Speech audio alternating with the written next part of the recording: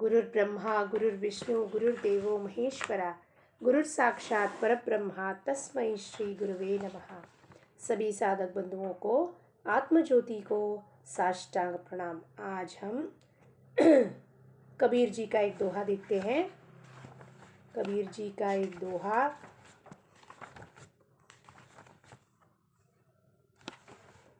जिसमें वो क्या कहते हैं,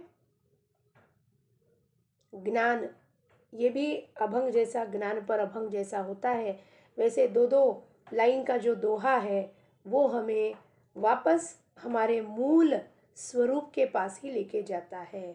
क्या कहते हैं कबीर जी महाराज, तेरे ही में राम है ताही न देखा जाए, ताका तो तब देखिए दिल की दुविधा जाए।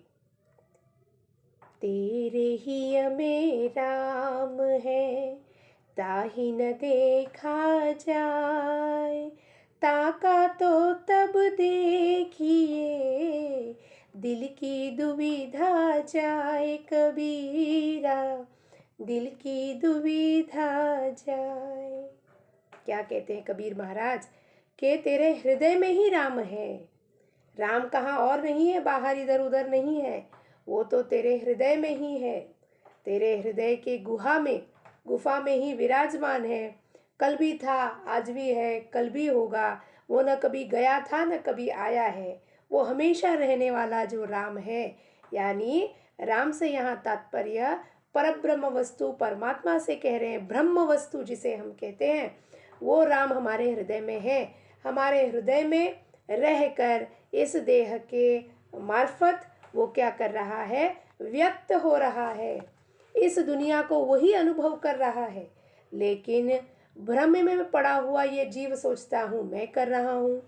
इसके लिए उसे दुख हो रहा है, जलन हो रही है, क्रोध हो रहा है।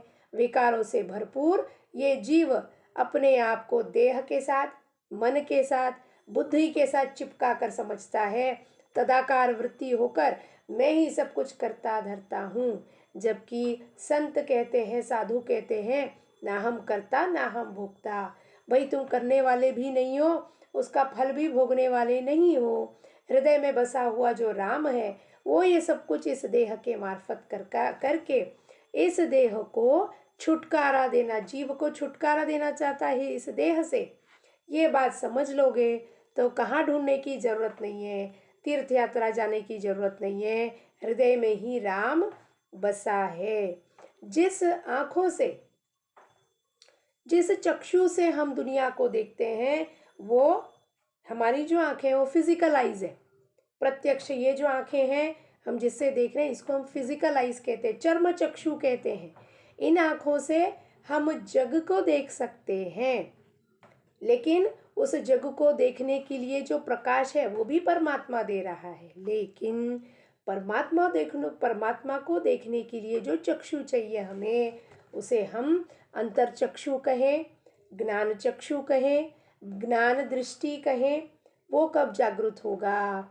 वो जागृत होगा जब हम सद्गुरु के चरणों में जाएंगे, गुरु के पास जाएंगे, सत्संग में जाएंगे। वहाँ हमारा क्या होगा, ये जो दृष्टि है ये ओपन होना शुरू हो जाएगा।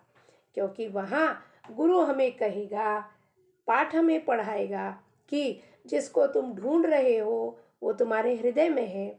बाहर का जो जग है वो भी उसका माया स्वरूप है। माया स्वरूप यानी वो सत्य नहीं है, असत्य है। उसका व्यक्त स्वरूप है, पर वो व्यक्त स्वरूप कैसा है, वो नाशीवंत है, यानी वो ढल जाने वाला है।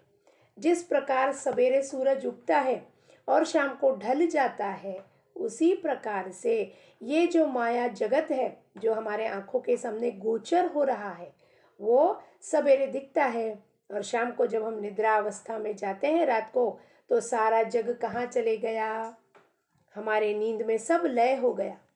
फिर सवेरे उठते ही वही जग पुनः हमें दिखाई पड़ता है। तो क्या वो सत्य है? नहीं।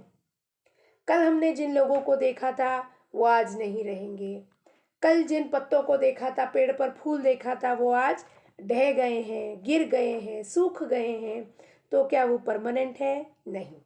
तो सृष्टि परमात्मा में हर वक्त पाठ पढ़ा रहा है, देखो जो तुम जे देख रहे हो वो मेरा माया स्वरूप है, वो सृष्टि मैंने सुंदर बनाई है ताकि तुम उसका उपभोग करो, एंजॉय करो और पुनः अपने धाम निज धाम में वापस आ जाओ। लेकिन हम दृष्टि को गोचर होने वाला सुंदर, सब कुछ सुंदर है करके मकड़ी के जाल की तरह उस जाल में हमने ही बनाया जाल और हम ही उस जाल में फंस जाते हैं।